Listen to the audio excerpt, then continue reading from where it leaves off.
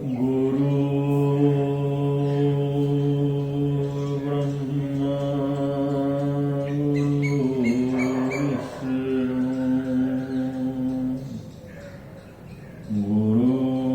गुरुदेवो महेश्वरः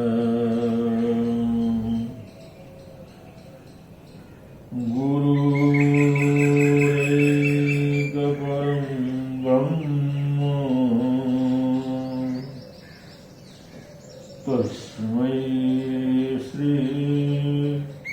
गुरवे नमः।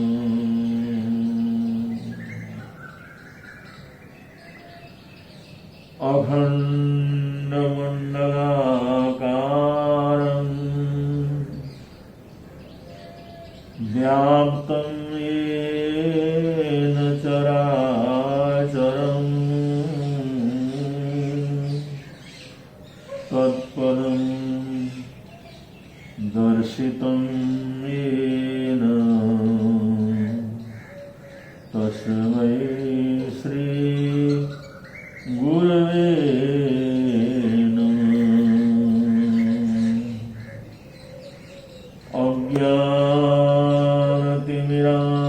अज्ञानतिमिरान्धानां ज्ञानशलाकया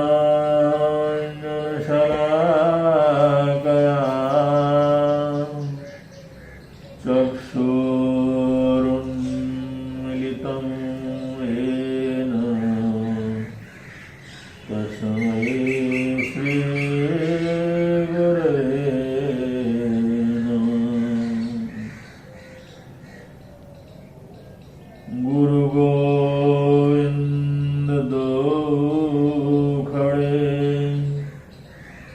काके लागू पाए बलिहारी गुरु आपने दियो गोविंद विहाय।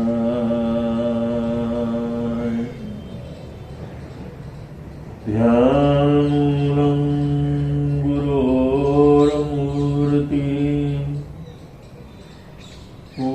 पूजामूलं गुरोर्पदं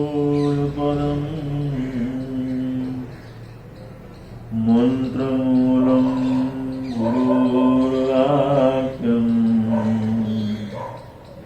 मोक्षमूलं गुरोर्कृपा।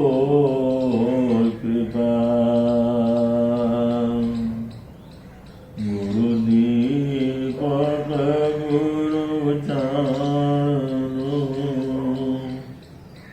गुरुबिन घोर अंधार कलभर वीण विसरूं गुरुज प्राणधार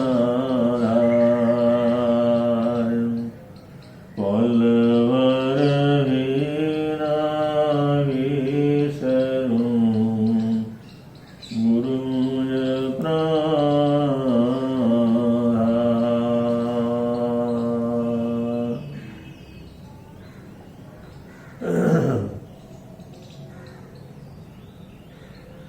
परम गुरु परमात्मा परमेश्वर केवली भगवंत फरमाते हैं, ये निर्देश देते हैं कि आलोचना प्रायश्चित अपने जीवन की कमियों की गर्रा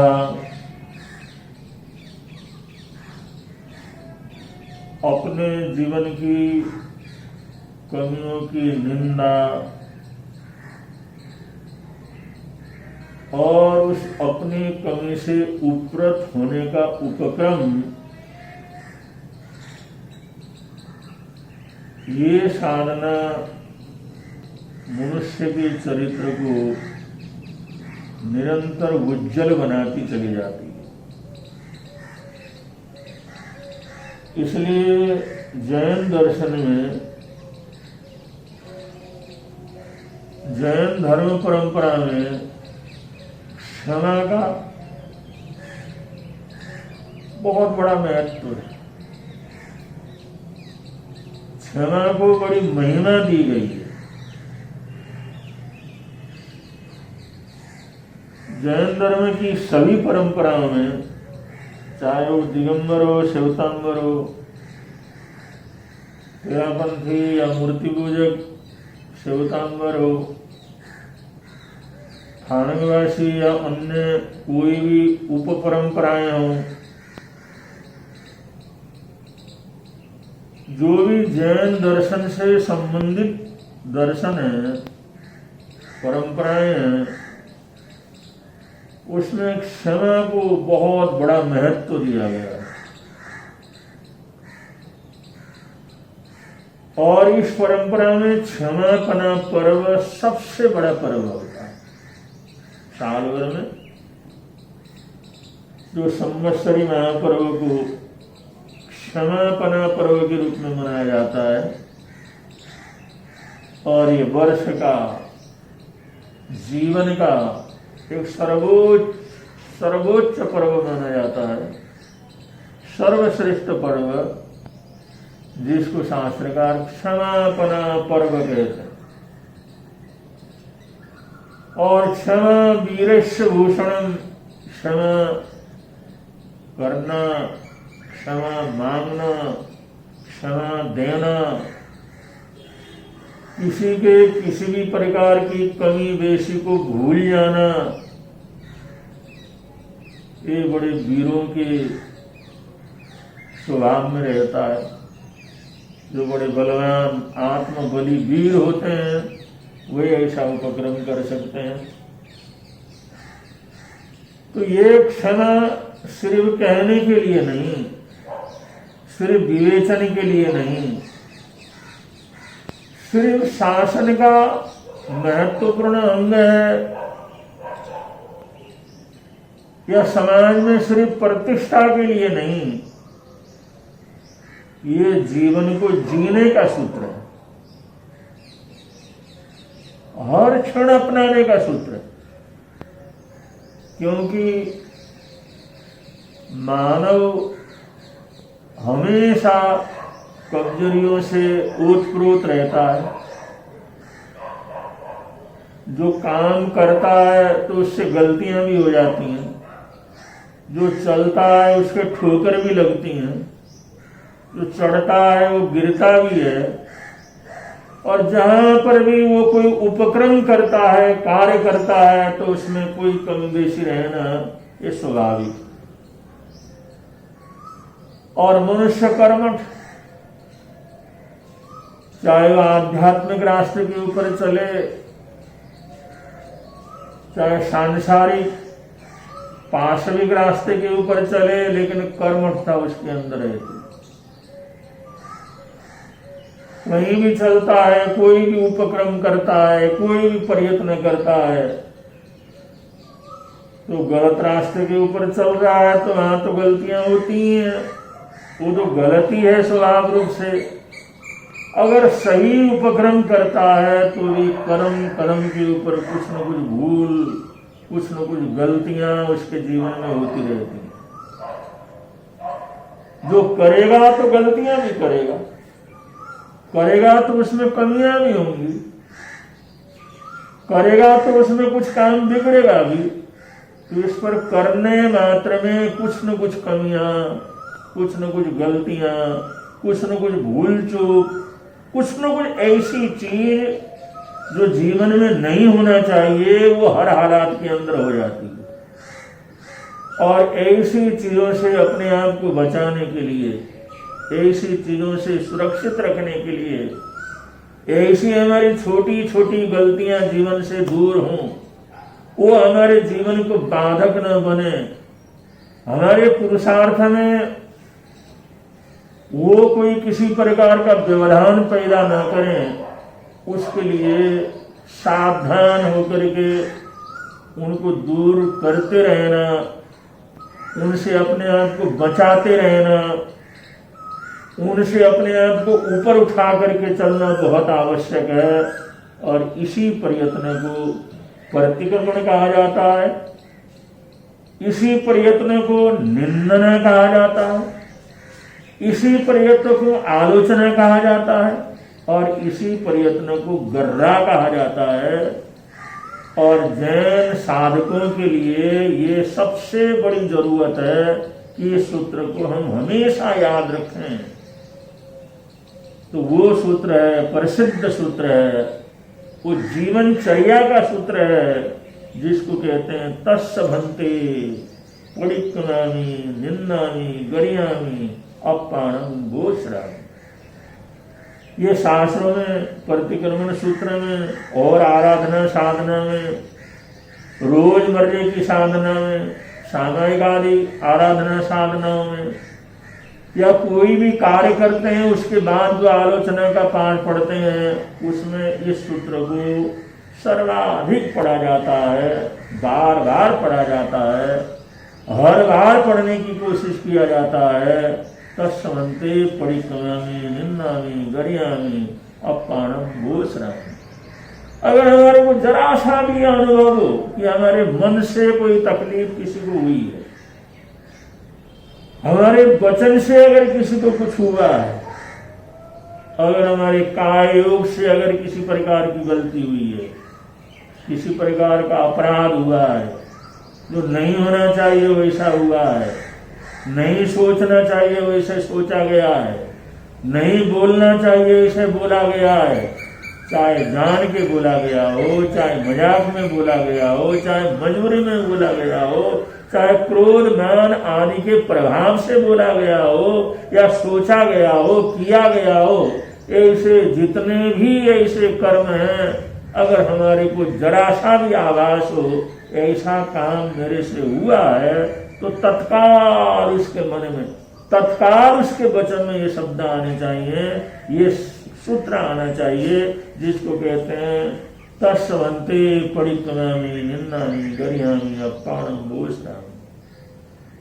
जहां जरा सा भी गलती महसूस हुई, जहां जरा सा भी अपने जीवन की कमजोरी महसूस हुई, जहां पर भी हमारे को महसूस हुआ कि जो नहीं करना चाहिए हमारे से हुआ है, उसी समय ये आवाज, उसी समय ये भाव, उसी समय ये सोच, उसी समय ये संतन हमारे जीवन में प्रकट हो। तस्वन्ते परिक्रमामि निन्दामि गरियामि अपाणम भोश्रामि। तस्वन्ते मैंने जिस कार्य के लिए मैं नहीं करना चाहता था वो मेरे से हो गया है, या जो नहीं सोचना चाहिए था वो सोचा गया है। भन्ते, हे प्रभु परमात्मा, हे प्रभु परमात्मा, हे गुरुदेव, मैं उसका परिक्रमामि मैंने प्रतिक्रमण करता हूँ, उससे पीछे हट जाता हूँ। निन्दामि, मैंने ऐसा किया उसकी निंदा करता हूँ। गर्रामि, उसकी मैं घृणा करता हूँ, गर्रा करता हूँ, आगे से इस प्रकार का काम नहीं करूंगा। तत्समीक्षामि दुग्णम, ये जो मेरे से जो जरा सी बात में हो गया है, जो पाप हो गया है, जो अनर्थ हो गया है, जो गलती हो गई है, वो तत्समीक्षामि दुग्णम, माने वो मैं छोड़ देता हूँ और वो खत्म हो जाए, दुष्कृत हो जाए, वो नष्ट हो जाए। इस प्रकार का भाव इस छोटे से सूत्र से पैदा होता है। ये तस्वन्ते परिक्रमामि निन्दामि गरियामि अपाणम भोश्रामि, तो साधु साध्वियों के लिए तो ये उच्चारण, ये सूत्र पता नहीं जीवन में कितनी बार, जीवन में क्या एक दिन में उनको सैकड़ों बार इसको पढ़ना होता है, हर जगह पर पढ़ना होता है। चाहे हमारा थोड़ा सा शंका भी हो जाए तो वहां पर करना होता है। जाने अनजाने कुछ ऐसा हो गया उसके लिए भी जो है उसका तत्समीक्षामि दुग्णम देना होता है। तो इस सूत्र को सबसे ज्यादा याद किया जाता है, सबसे ज्यादा बोला जाता है, और बात बात के ऊपर इस बोलने की आदत होनी चाहिए।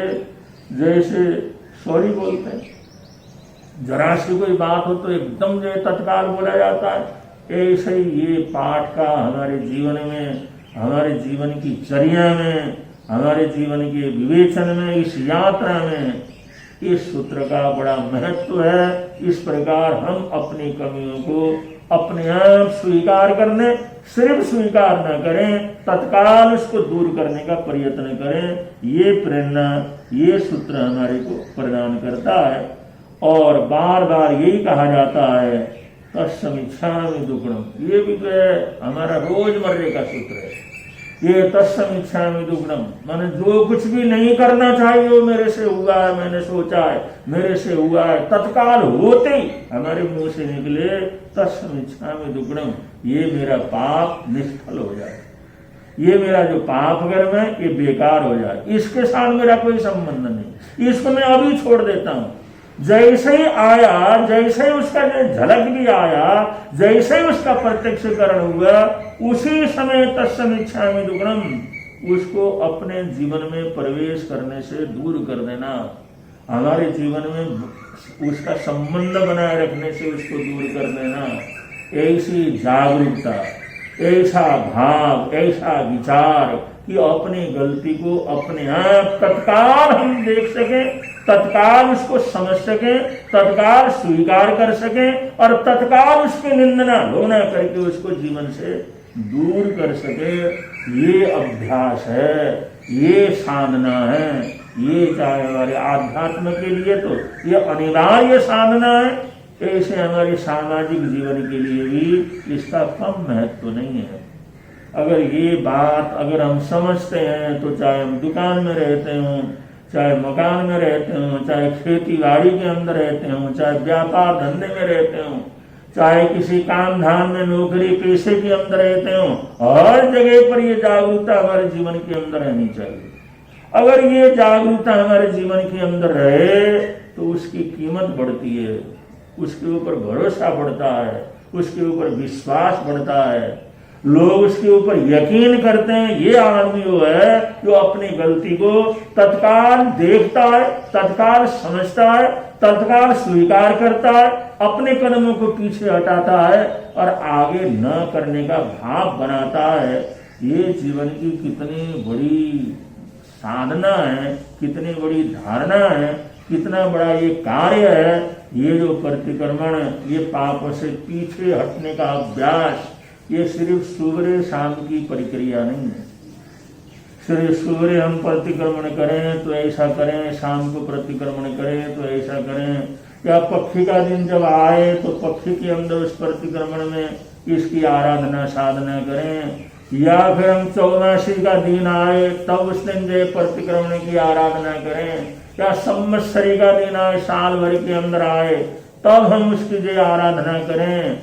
ये तो सूर्य शाम के जो हैं वो तो विशेष रूप से होते हैं, पक्षी का प्रतिक्रमण तो विशेष रूप से होता है, चौमासी का प्रतिक्रमण विशेष रूप से होता है, लेकिन वो तभी सार्थक हो सकते हैं जब हर पल, हर क्षण, हर घंटे, हर समय हमारे जीवन में ये प्रतिक्रमण सूत्र उपस्थित रहे, इसका भाव उपस्थित रहे, इसका वास्तविक जो है चर्या ही हमारे जीवन के अंदर उपस्थित रहे।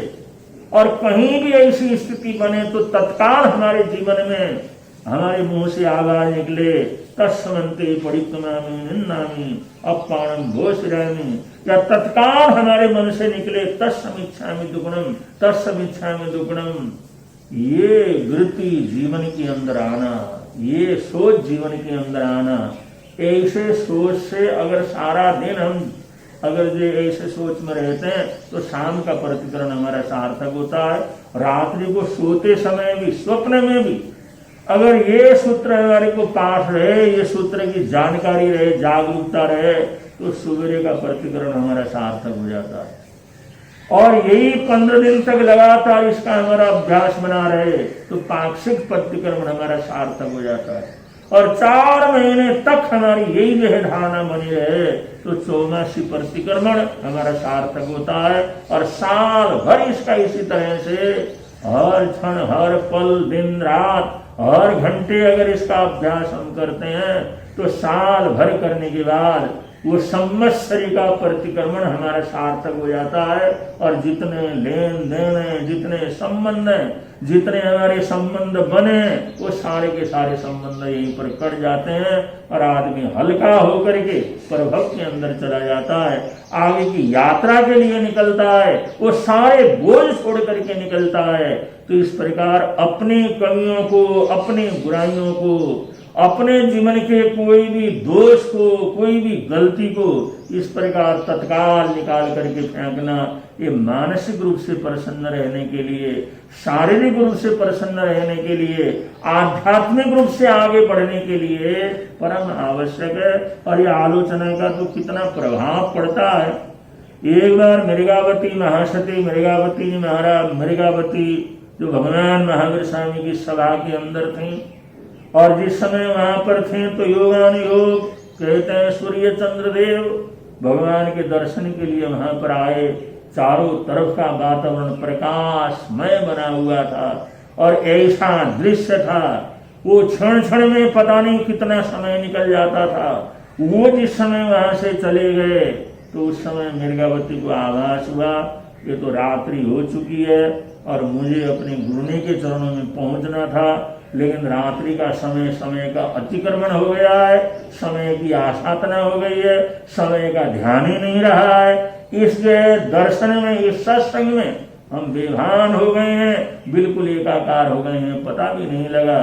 वहां से उठे अपनी आलोचना करते हुए, वहां से जिस समय महासती चंदनवाला के चरणों में पहुंचे, जिस समय पहुंचे उस समय तत्काल उनको टोक दिया, भाई तुम इतनी बड़ी साधिका हो, इतनी बड़ी आराधना साधना करती हो, राजपाठ तक छोड़ करके तुमने संयम को आराधना की है और तुम्हारे को समय का इतना भी भान नहीं रहा, समय का ध्यान नहीं रहा। ऐसे समय का ध्यान नहीं रहेगा तो तुम्हारी साधना कैसे आगे बढ़ेगी। उन्होंने थोड़ा सा उलाहना दिया, उस महासती को इतनी बेचैनी हुई, इतना पश्चाताप हुआ कि महासती चंदनवाला जैसी महासाध्वी, महान आत्मा, तरणहार आत्मा, इतने संग को संभाल करके चलने वाली आत्मा, मेरी वजह से उनको उत्तेजित होना पड़ा, मेरी वजह से कटु शब्दों का प्रयोग करना पड़ा, मेरी वजह से उनको उलाहना देना पड़ा, मेरी वजह से उनके मन के अंदर थोड़ी अशांति की रेखाएं ले प्रकट हुई। और ये मैं कितना जो है मेरा जीवन ऐसा निष्कृष्ट है, इस रास्ते के ऊपर चल करके भी मैंने अपने जीवन को ऐसा नहीं बनाया। ऐसी महासती जी के लिए वो कर्म बंधन का मैं कारण बनी। ऐसा सोचते सोचते, आलोचना करते करते, तत्समीक्षा में दुक्कड़म करते करते, तत्सवंते पड़िगामी निंदामी गरिहामी अप्पाणम बोसरामी, इसी की आराधना करते करते उनको ज्ञान की प्राप्ति हुई। केवल ज्ञान, केवल दर्शन का महाप्रकाश उनको मिल जाता। ये साधना की स्थिति के अंदर ऐसी बात हुई थी। तो जो केवल ज्ञान, केवल दर्शन, और वो समय भी अमावस्या का दिन था, चारों तरफ अंधकार छाया हुआ था, लेकिन वो सारा अंधकार, सारा भौतिक अंधकार, सारा जगत के अंदर फैलने वाला अंधकार, वो केवल ज्ञान, केवल दर्शन के प्रकाश में पूरी तरह विलीन हो जाता है।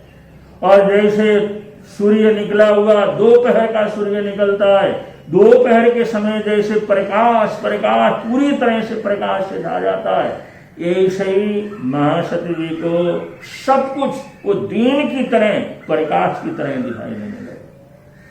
वो रात भी पूरी तरह दिन की तरह प्रत्यक्ष जिस समय दिखाई देने लगा, तो महासती जी ने देखा जहां पर महासती चंदनवाला सोई हुई है, वहां से एक आकाशगामी जहरीला सर्प वहां से उड़ करके जा रहा है। और उड़ते उड़ते अगर उसने अपनी गति को नहीं बदला तो महासती जी महाराज साहब के हाथ को स्पर्श करता हुआ चला जाएगा। और वो इतना जहरीला सांप है, वो स्पर्श करेगा तो हो सकता है उनको जहर चढ़ जाए। इसलिए उन्होंने धीरे से जाकर के महासती चंदनवाला के हाथ को, जो थोड़ा सा बाहर निकला हुआ था, उसको थोड़ा सा अंदर किया। और जैसे स्पर्श करते ही महासती चंदनवाला की आंखें खुली और उन्होंने देखा भाई कौन है, किसने मेरे को हाथ लगाया। तो क्षमा याचना करते हुए महासती मृगावती ने वहां पर प्रार्थना की, भगवान मैंने ऐसा दृश्य देखा, वो काला भयंकर सांप जो जहरीला सांप जा रहा था, आंख का हाथ थोड़ा बाहर निकला हुआ था, वो जो है इस तरह से द्रुतगामी सांप जो उड़ करके जा रहा था, तो उसका टच न हो जाए, वो छू न ले, उससे आपको तकलीफ न हो, इसलिए थोड़ा सा हाथ को अंदर मैंने कर दिया। तो महासती चंदनवाला सोचने लगी इतने अंधकार में, चारों तरफ अंधकार अंधकार, अमावस्या का अंधकार है, कोई प्रकाश नहीं है, तो उसमें काला जहरीला सांप, वो भी उड़ने वाला, उसको तुमने कैसे देखा? वो तुम्हें कैसे नजर आया? और तुम तो मेरे पास में भी इतने नजदीक नहीं थी, तो इतने दूर से रात के समय ये भयंकर अंधकार में वो काला सांप तुम्हारे को वहां से कैसे दिखाई दिया? तो उन्होंने हाथ जोड़ करके कहा, भाई समाज की कृपा का फल। तो महासती चंदनवाला थोड़े सोच में पड़ गए। उन्होंने कहा, क्या तुम्हारे को कोई विशेष ज्ञान हुआ है?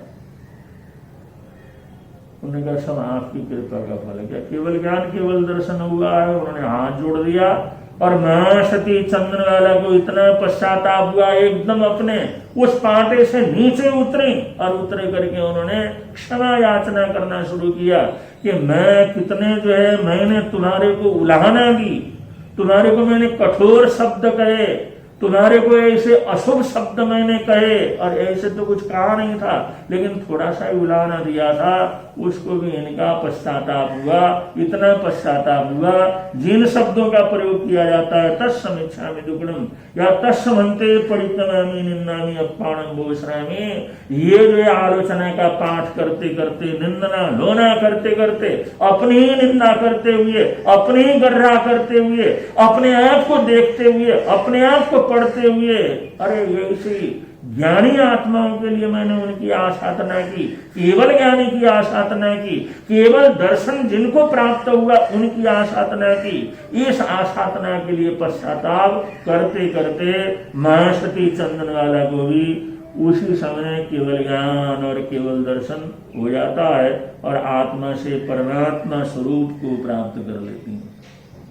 तो ये आलोचना जहाँ हम साधारण लोगों के लिए घर में रहते हैं, परिवार में रहते हैं, काम धंधे में रहते हैं, या अभी हमने दीक्षा ली है, संयम की साधना कर रहे हैं, संयम की आराधना कर रहे हैं, साधु साधवियां हैं, जो हम सब के लिए जितना इसका महत्व है, जितना गृहस्थ के लिए इसका महत्व है, ऐसे ही बड़े बड़े उच्च साधक जो मोक्ष के नजदीक में, उनके लिए भी ये सूत्र उतना ही महत्वपूर्ण है। उनको भी उतना ही जागृत होकर के इसकी आराधना साधना करने वाली होती है। और जो इस तरह से आराधना साधना करते हैं, जो इस तरह से आराधना साधना में अपने आप को तल्लीन करते हैं, या आलोचना का पाठ करते हैं, अपनी कमी को तत्काल वो करते करते मन में आते सोचते या अचानक बोलते उस कमी को तत्काल उसको धोने का प्रयत्न करते हैं, तत्काल उससे पीछे हटने का प्रयत्न करते हैं। ऐसा प्रतिक्रमण इस आत्मा को परमात्मा के रूप में परिवर्तित कर देता है। ये प्रतिक्रमण, ये आलोचना, ये निंदना, ये जो है प्रतिक्रमण की आराधना साधना, ये दोष दर्शन, अपने कमियों को स्वयं देखने का अभ्यास और उसको स्वीकार करने का अभ्यास, ये जीवन को बड़ा मूल्यवान बनाता है, जीवन को गरिमा देता है, जीवन को सम्मान देता है, और इससे अनेक प्रकार की जो समस्याएं हैं उनका समाधान हो जाता है। इसलिए हम लोगों को भी इसका अभ्यास करने का जरूर प्रयत्न करना चाहिए। जितना जितना हम इन शब्दों का अभ्यास करेंगे, इनको बोलने का अभ्यास करेंगे, इनको याद रखेंगे, भले ही कुछ ऐसा न भी हुआ हो तब भी चिंतन करते हुए कभी भी हम क्या कर सकते हैं, भाई हमारे पैर के नीचे कोई चींटी आई है, क्या किसी को तकलीफ हुआ है, कोई परेशानी हुई, कुछ भी हो, जाने अनजाने कुछ भी हुआ हो, तो ये सूत्र हमारे को इतना यादाश्त रहना चाहिए और इतना प्रयोग के अंदर आना चाहिए, जिससे हमारा आत्मा का कलमश आने से पहले उसके अंदर से धुल जाए और हम आत्मा से परमात्मा की इस महान यात्रा में सफलतापूर्वक आगे बढ़ सकें। इन्हीं मंगल कामनाओं के साथ, इन्हीं सद्भावनाओं के साथ आज के वक्तव्य को हम यहीं पर विराम दे रहे हैं। बोलिए भगवान महावीर स्वामी की जय।